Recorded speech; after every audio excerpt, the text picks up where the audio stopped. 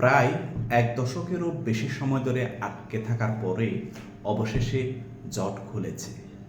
বাংলাদেশ এবং চায়নার একটি চুক্তি হয়েছিল। চট্টগ্রামের আনোয়ারায় তারা একটি ইপিজেড খুলবে।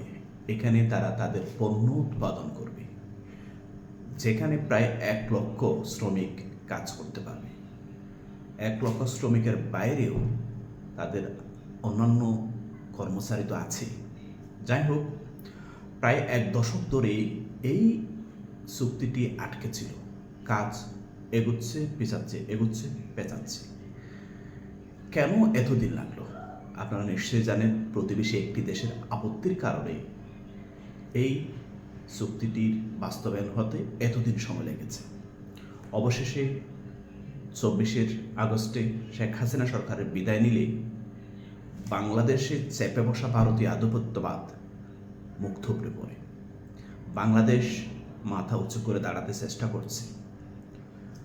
বিএনপি সরকার ক্ষমতায় আসার পর জনাব তারেক রহমান প্রথম সফর করেছেন মালয়েশিয়ায় এবং পরবর্তী সফর করেছেন চায়নায়।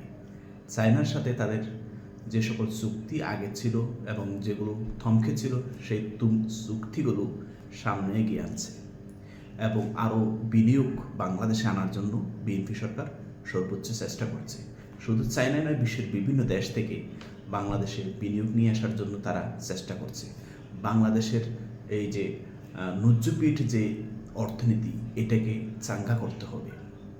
তো যাই হোক, এই ন্যায্যপীঠ অর্থনীতিকে চাঙ্গা করতে গেলে বৈদেশিক বিনিয়োগের কোনো বিকল্প নেই।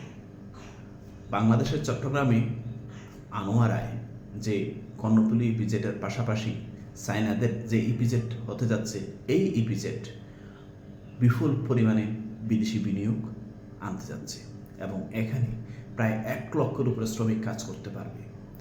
এখানে এটা বোতাম তৈরি করবে, সুতা তৈরি করবে, কাপড় তৈরি করবে, কাপড় থেকে যা যা অর্থাৎ ফ্যাব্রিক্স রিলেটেড যত ধরনের পণ্য উৎপাদন করা যায় সব এখানে উৎপাদন হবে। আগে মেড ইন চায়না ছিল, এখন মেড ইন বাংলাদেশ হয়ে এই পণ্য বিদেশে রপ্তানি হবে। বাংলাদেশে অর্থনীতি কিছুটা হলেও এগিয়ে যাবে বলে আমাদের বিশ্বাস।